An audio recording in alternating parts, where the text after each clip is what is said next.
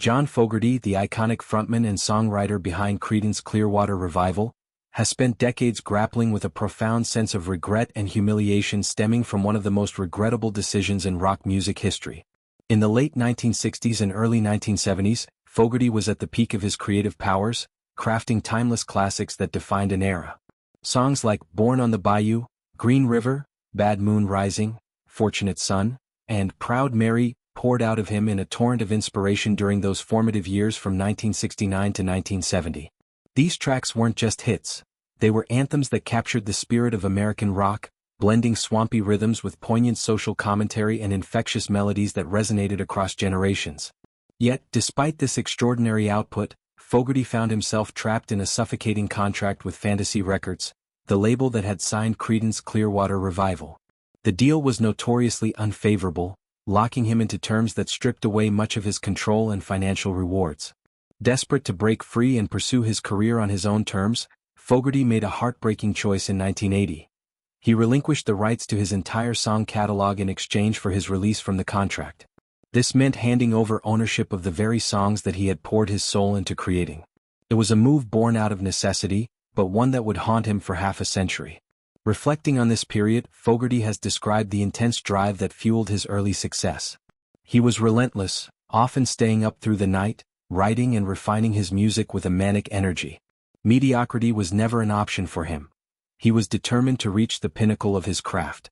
His dedication paid off in spades with Creedence's string of platinum albums and chart-topping singles. But the joy of creation was overshadowed by the business dealings that followed. Getting snookered out of ownership left him feeling like a fool, a sap who had been outmaneuvered in the cutthroat world of the music industry. 4 years afterward, every compliment or expression of love for his songs carried a bitter undertone. When fans approached him gushing about how Proud Mary had touched their lives or become a staple in their playlists, Fogerty would inwardly cringe. It was a constant reminder that the music he had birthed no longer truly belonged to him. Not only had he lost creative control, meaning others could license his songs without his input, but he also forfeited massive royalties that continued to flow in from covers, commercials, and re-releases. Artists like Tina Turner famously turned Proud Mary into a massive hit of her own, yet Fogerty saw little of the profits. This financial and emotional toll weighed heavily, turning what should have been triumphant moments into sources of shame. The pain lingered through the 1980s, 1990s, and into the new millennium. Fogerty continued to tour and record solo material, proving his enduring talent with albums that echoed his classic sound. He fought legal battles along the way, even refusing to perform Creedence songs live for a time because playing them felt like endorsing the very system that had wronged him. It was a dark chapter, marked by bitterness toward the label and a deep-seated feeling of injustice. The music industry in those days was rife with such stories, young artists signing away their futures without fully understanding the consequences. But Fogerty's case stood out because of the sheer volume and quality of the work he lost. Everything changed in 2023 when an opportunity arose to buy back his catalog. Concord Records, which had acquired Fantasy Records years earlier, agreed to sell Fogerty a majority stake in the Creedence Clearwater Revival publishing rights. This acquisition was more than a business transaction. It was a profound act of redemption. Suddenly, the weight that had burdened him for 50 years lifted. Regaining control brought an immediate surge of self-esteem and validation. It was as if the universe had righted a long-standing wrong, allowing him to finally own his life's work again. To celebrate this victory, Fogerty embarked on a new project, re-recording his classic songs.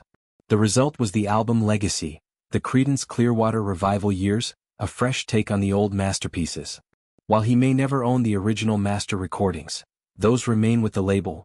These new versions give him a way to present his music on his own terms.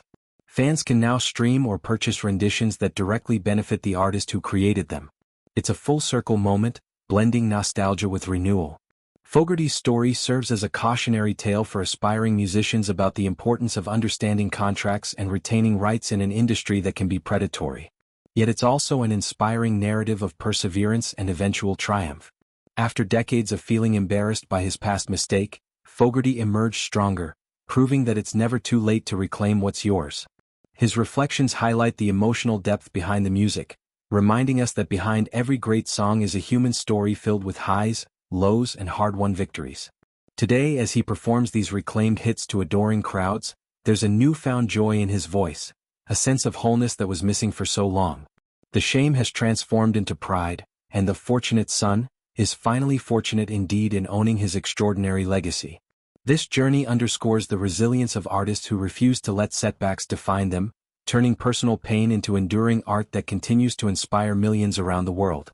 The rock legend's experience also sheds light on broader issues in the music business, from the exploitative contracts of the past to the empowering shifts brought by modern rights reversions and streaming eras. Fogerty's redemption arc is a beacon for others who have faced similar losses, showing that with time, determination, and a bit of luck, justice can prevail. His re-recorded classics breathe new life into familiar tunes, ensuring that future generations hear them through the lens of an artist fully in command of his destiny. In the end, Fogerty's tale is one of artistic integrity triumphing over adversity, a testament to the enduring power of creativity and the human spirit's capacity to heal.